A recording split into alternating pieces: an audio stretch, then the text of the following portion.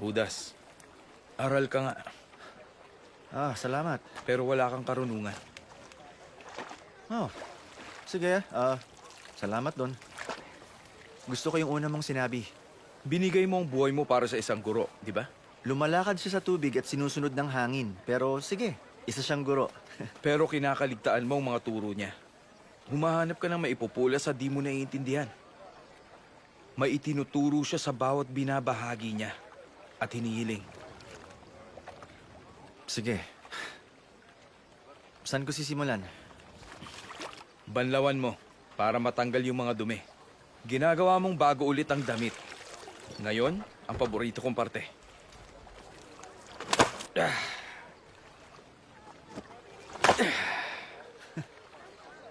Para to sa pinakamakapit na dumi na mahirap tanggalin.